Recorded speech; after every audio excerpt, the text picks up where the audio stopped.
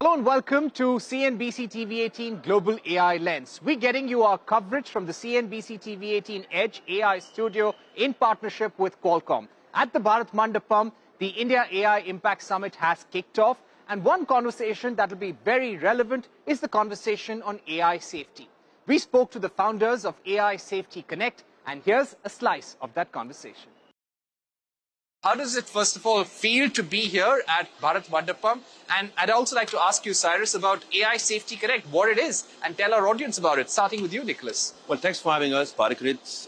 It's very impressive to see the size, the magnitude of what has been brought together here. So India wants to be big about AI. I hope it's going to be big about AI safety as well, which we need to ensure that these things are resilient and reliable. It's great to be here. And again, the magnitude, the size of what you're bringing together, both in Bharat Mandapam with the conferences and all the show here, is quite something. Quite something. Right. Cyrus, tell us about AI Safety Connect. Now, thanks for the question.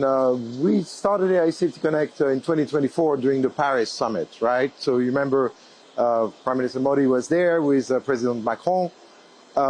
Unfortunately, France has decided to take the safety name out of the name of the summit. Rishi Sunak has started a trend to gather the world at Bletchley Park in 2024 to focus the conversation on AI safety. We have expanded in France this conversation toward more action, and now in India toward impact.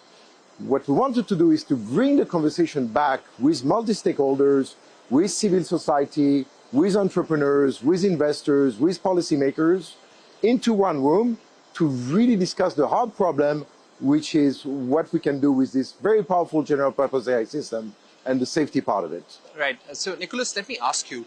Today, companies are investing a lot in artificial intelligence, but are the spends on AI safety keeping up with the capex on AI deployments? Bharat, the answer is no, they're not keeping up. If by 2030 the economy is going to reach $1.5 trillion, it's going to be important to basically safeguard approximately 1/3 of that investment for AI safety. Why? Because at the core of the AI stack are big and powerful black boxes. Let me be clear.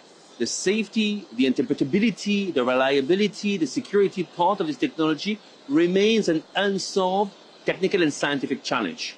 And so we're building a trillion set of economic potential gains out of something that we cannot really secure and control by design. That's why approximately 1/3, that's the figure I want everyone to remember, 1/3 in AI safety for any dollar spent on capability. All right. And what's the risk if you don't invest enough in AI safety? Well, you see pretty much across the board, all companies, the all enterprise are going to develop and deploy their chatbots, for instance, right? Whether it's internally to facilitate supply chain management or whether it's customer facing, right? So you can see a wave of liability coming at that. You know, you want to make sure that these chatbots don't create adverse events, they don't create a negative payment that were not supposed to exist, etc. So just for this alone, right, it's very important for all the companies deploying these chatbots to make sure that these chatbots are producing exactly the result that they want and they are aligned with the goal that the company has.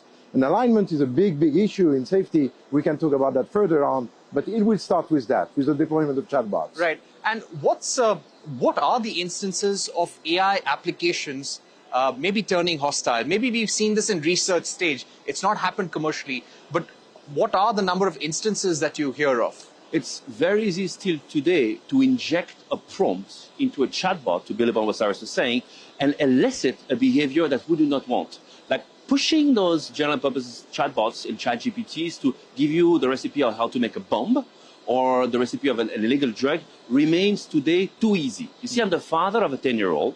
Maybe you have kids, Bharat. Would we want to hand over these powerful tools in the hand of the kids without being sure that they are going to have strong refusal mechanisms over some of the harmful requests? If that's the case for language, what is it going to be the case for image? And that's why I think it's great that the government has pushed out last week these rules on synthetically generated content to make sure that we're putting a bit of pressure, constructive, friendly pressure, but pressure on those who create those contents and deploy those contents, because out there are people willing to believe and they trust you, they trust us here on this stage. We need to keep that trust alive and bring it forward, because without trust, we won't scale that technology at the industrial scale. Let me be clear, we won't scale. Right. Very important point there. Now, we've been seeing reports of how many safety researchers working at some of the top AI firms are quitting. Why do you think that's happening? Is it because there is not enough focus on safety? Well, that's a cycle, right? So OpenAI was created to focus on safety. Teams from OpenAI left because it was not focusing enough on safety, create Anthropic. Others have left to create, SSI, Ilias Oscaver. So you see AI safety researchers not being happy with the trend that their company are doing and trying to do something safer. But the message is that these people are inside the labs and are seeing emergent behaviors, right? Such as deception, such as not being aligned with human values and pushing for, suicide or blackmailing researchers in closed test environments, right? Something controllable for the time being, but we should be very aware of that. And these researchers feel that the leading frontier labs are not focusing enough, are not deploying enough resources to make sure that these guardrails are put in place. Right. Now, speaking about AI labeling rules that India has come out with, does it make sense to make it mandatory for all content which is being posted to have a mandatory label, and at the same time also asking companies that they have to pull down any kind of manipulated or morphed content within 3 to 4 hours? Can I take this? So the answer is, it's going to be difficult to implement, but it's an imperative that we draw the line. So is it an opportunity for India to innovate at the frontier of AI safety and security, to create these fake news detectors, to create these mechanisms to actually take down in 3 hours? It's an opportunity. It's going to be important in how government of India implements this, to have to demonstrate the flexibility. So it's going to be, and the regulators know how to do it. You draw the line, and you exercise needed flexibility in how you implement it. But it's important to draw the line in a way that generates space for innovation.